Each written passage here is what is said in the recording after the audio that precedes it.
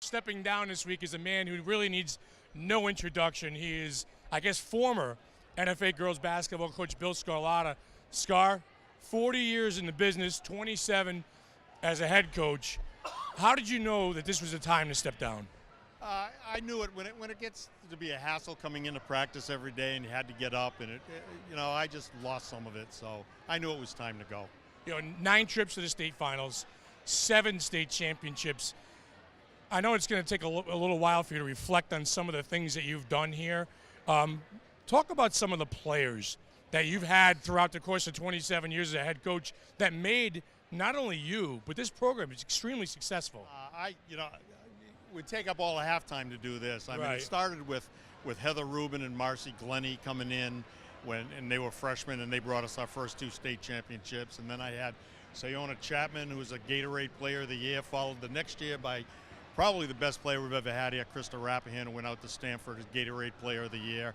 And then we had Castine Evans and Haley Conley and Mackenzie Burke. We've had lots of good players, and that's why we've been successful. Once you started that level of success and once the kids kind of bought in and it became a program, was it easier? Did the kids not want to, let expectations down here at the academy? Did they feed off of past success? They did for a while. Over the last 5 or 7 years, it got, those were distant memories, and these kids that I have now really weren't around to watch us play back then, so they had no idea how hard it took those teams to win.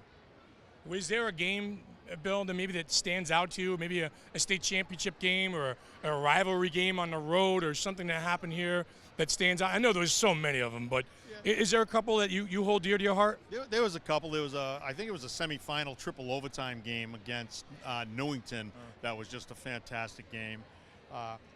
Probably one of the state championships. My father passed away right after the semifinal game, and Tom Perry came in and coached for me for the week, and then the funeral was the same day as the state finals, and I was able to make it up and coach in that, and we beat Massac in that one, so that was kind of memorable. A little extra special maybe in memory of your dad.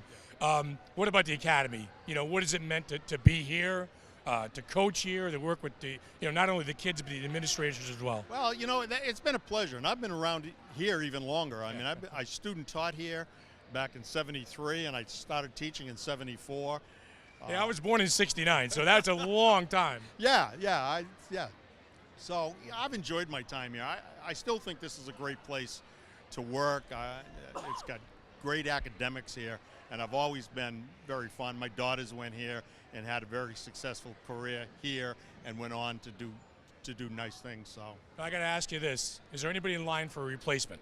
Not that I know of. I know the girl Lauren Beeler, who's my assistant coach this year, will probably be applying, but other than that, I have no idea. Well, whoever it is going to have some really, really big shoes to fill.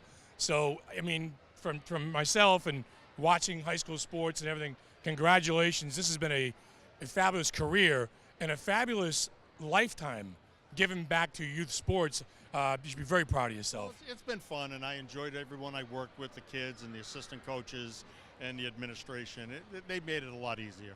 I always said, outside of Gino or Emma, nobody has got more rings in women's and girls basketball than Bill Scarlata. Coach, good luck to you and whatever you do down the road. Thank you very much.